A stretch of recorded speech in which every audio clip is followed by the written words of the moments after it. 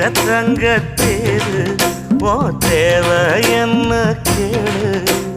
வெடல புள்ள நானும் ஒரு விவரம் கேட்க வேணும் தன்னானே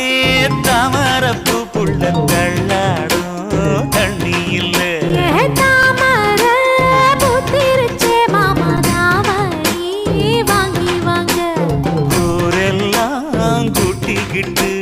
வருவேனே